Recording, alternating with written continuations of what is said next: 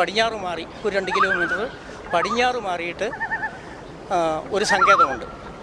അതുപോലെ തന്നെ ഇവരെയൊക്കെ വെച്ച് ആരാധിച്ചു പോന്നിരുന്ന വെളിച്ചപ്പാടെന്ന് പറയും. ഞങ്ങളൊക്കെ വെളിച്ചപ്പാടെന്നാണ് മൂലപിതാവായ ഒരു മുത്തപ്പനെന്നാണ് ഞങ്ങൾ സാധാരണ പറയാറുള്ളത്. മുത്തപ്പനും അതുപോലെ തന്നെ ബ്രഹ്മരക്ഷസ് തുടങ്ങിയ കുറേ മൂർത്തികളെ ഇതിൻ്റെ ഒരു കിലോമീറ്റർ മുകൾ വശത്തായിട്ട് വെച്ച് ആരാധിക്കുന്നുണ്ട്. ഏതാണ്ട് 1500 വർഷത്തിന് മുമ്പ് മുതൽ ഞങ്ങൾ ആരാധിച്ചു പോരുന്ന ഒരു ദേവിയാണ് ചേലക്കാട് ശ്രീ ഭഗവതി ക്ഷേത്രം. തുടർന്ന് ഇവിടെ തൊട്ട് മുകളിലായിട്ട് കുഞ്ഞമ്മളിച്ചപ്പാട്, അയ്യപ്പൻ തുടങ്ങിയ മാളികപ്പുറം, അതുപോലെ തന്നെ ഒരു സർപ്പങ്ങൾ, നാഗയക്ഷി, നാഗരാജാവ് തുടങ്ങിയ സർപ്പങ്ങളെയും വെച്ച് ആരാധിക്കുന്നുണ്ട് ഈ സങ്കേതത്തിൽ തന്നെ. അതുകൂടാതെ ഞങ്ങൾ മൂലപിതൃക്കളെ എന്ന് പറഞ്ഞു കഴിഞ്ഞാൽ നേരത്തെ ആരാധിച്ചു കൊണ്ടിരുന്ന ഈ പൂജ ചെയ്തുകൊണ്ടിരുന്ന വെളിച്ചപ്പാടന്മാരെ ഞങ്ങൾ തൊട്ട് പുറകിലായിട്ട് വെച്ച് ആരാധിക്കുന്നുണ്ട്. അതുകൂടാതെ ഇവിടെ നിന്ന് കിഴക്ക് മാറി ഒരു 2 കിലോമീറ്റർ കിഴക്ക് മാറിയിട്ട് പാണ്ഡിമൂർത്തികൾ. ആദ്യകാലത്ത് ഞങ്ങൾ പാണ്ഡ്യയിൽ നിന്ന് മധുരയിൽ നിന്ന് വന്ന ആൾക്കാരാണെന്നാണ് ഞങ്ങളുടെ അറിവ്. അപ്പോൾ പാണ്ഡ്യമൂർത്തികളെ മധുര മീനാക്ഷി വരെ ഉള്ള മൂർത്തികളെ ഞങ്ങൾ വെച്ച് ആരാധിക്കുന്ന ഒരു സ്ഥലം ഈ കിഴക്ക് ഭാഗത്ത് ഒരു 2 കിലോമീറ്റർ കിഴക്ക് മാറി അവിടെ വെച്ച് ആരാധിക്കുന്നുണ്ട്. അവിടെ കുരുതിക്കളമെന്നാണ് ഞങ്ങൾ സാധാരണ പറയാറുള്ളത്. പഴയ കാലത്തൊക്കെ ഞങ്ങൾ കോഴിയൊക്കെ വെട്ടി കൊടുക്കുന്ന ഒരു സമ്പ്രദായം ഉണ്ടായിരുന്നു. കരിനാഗയക്ഷി തുടങ്ങിയ ഒത്തിരി ദേവമൂർത്തികളെ വെച്ച് ആരാധിക്കുന്നുണ്ട്. അതുകൂടാതെ ഞങ്ങൾ ആദ്യകാലത്ത് തമിഴ്നാട്ടിൽ നിന്ന് മധുരയിൽ നിന്ന് വന്ന കാലത്ത് പൂവപ്പളാക്കൽ എന്ന് പറഞ്ഞൊരു സ്ഥലത്ത്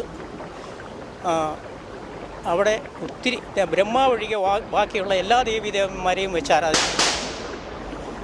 അവിടെ നിന്ന് ഒരു 1/2 കിലോമീറ്റർ കിഴക്ക് മാറിയിട്ട് ഞങ്ങളുടെ മൂലപിതൃവായ, ഞങ്ങളൊക്കെ വെളിച്ചപ്പാടെന്ന് പറയും, ആ മൂലപിതൃവിനെയും ബ്രഹ്മരക്ഷസ് തുടങ്ങിയ പല മൂർത്തികളെയും വെച്ച് ആരാധിക്കുന്ന ഒരു സങ്കേതം ഇതിൻ്റെ ഏതാണ്ടൊരു 1 കിലോമീറ്റർ മൂന്ന് വശത്തായിട്ട് വെച്ച് ആരാധിക്കുന്നുണ്ട്.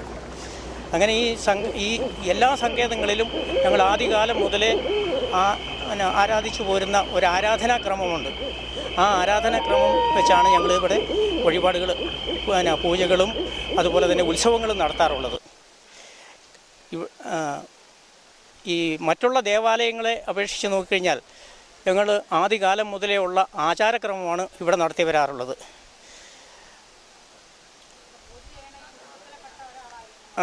പ്രത്യേകിച്ച് ഞങ്ങൾക്കൊരു ഇതുള്ളത്, ആദ്യകാലം മുതലേ ഞങ്ങൾ ഈ ദേവാലയങ്ങളിലെ പൂജകൾ നടത്തിക്കൊണ്ടിരുന്ന ഒരാൾക്കാരായിരുന്നത് കൊണ്ട് ഈ കുടുംബത്തിൽപ്പെട്ട ആൾക്കാർക്ക് മാത്രമേ ഈ ദേവാലയത്തിൽ പൂജ ചെയ്യാൻ സാധിക്കുള്ളൂ എന്നാണ് ദേവപ്രശ്നത്തിലും അതുതന്നെയല്ല ഞങ്ങളുടെ പാരമ്പര്യമായിട്ടും പറഞ്ഞിട്ടുള്ള അറിവ്. അങ്ങനെ ഇവിടുത്തെ ഈ ദേവാലയത്തെ പറ്റി പറഞ്ഞു കഴിഞ്ഞാൽ മഹാ അത്ഭുതങ്ങൾ ഉള്ള ഒരു ദേവാലയമാണിത്. ഏതാണ്ട് 1500 വർഷത്തിന് മുമ്പ് മുതൽ ഇന്നുവരെയും ഞങ്ങളുടെ കുടുംബത്തിൽപ്പെട്ട ഒരാൾ മാത്രമാണ് ഇവിടെ പൂജ ചെയ്തുകൊണ്ടിരിക്കുന്നത്. മറ്റുള്ള ആൾക്കാരെ വിളിച്ച് വല്ല തിരുമേനിമാരെയൊക്കെ വിളിച്ച് പൂജ ചെയ്യിക്കാൻ വിചാരിച്ചു കഴിഞ്ഞ് കഴിഞ്ഞാൽ അത് അവർക്കിഷ്ടമല്ല. ഒരു കാലത്തും അങ്ങനെ നടത്താൻ പാടില്ലെന്നാണ് ദേവപ്രശ്നത്തിൽ തെളിഞ്ഞിരിക്കുന്നത്. എങ്ങനെയാണ് തന്നെയല്ല, കാർന്നുമാർ കാലത്തെ പറഞ്ഞിട്ടുള്ള അറിവും ഞങ്ങൾക്ക് അങ്ങനെയുള്ളതാണ്. മഹാത്ഭുതങ്ങൾ എന്ന് പറഞ്ഞു കഴിഞ്ഞാൽ മരിച്ചിട്ട് പല ആൾക്കാരും മരിച്ചിട്ട് രക്ഷപ്പെട്ട അനുഭവങ്ങൾ വരെ ഇവിടെയുണ്ട്. മരിച്ച് ജീവൻ പോയിട്ട് എടുത്ത് തറയിൽ കെടുത്തിയിട്ട്